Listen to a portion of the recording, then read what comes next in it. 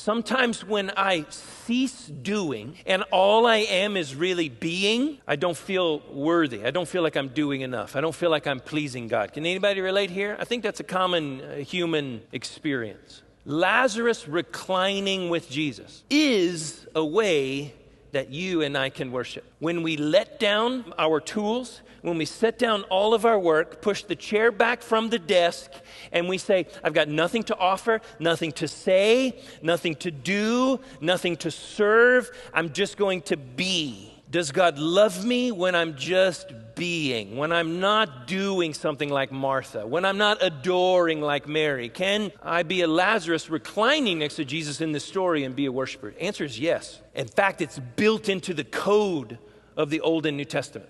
Did you ever think about how when God creates the days in Genesis, how he calls them the day? He says there was evening and then there was morning the first day. I always thought that was weird. Have you thought that was weird? You ever noticed that? That's not how we count days. Our day starts when we get up.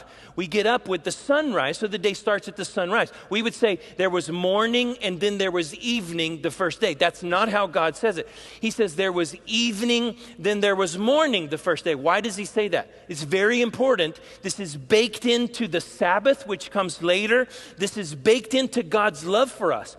In an agrarian society where there's no light bulbs or headlights, what can you do at night? Well, you can't work. You can't produce. God is saying, I start my day, which is why the Jews count the day when the first 3 stars appear in the sky. When the first 3 stars appear in the sky today, for Jews all around the world, especially in Israel, today, first 3 stars, it will be Monday for them. Their day starts at night when they don't work. They just have to be. They just have to rest. God is saying, subtly at first and then continually through, I do not love you for what you give me, as if I was incomplete in myself and needed what you gave me. God does not need something that we offer. I start my day counting when you finish work, not when you start it.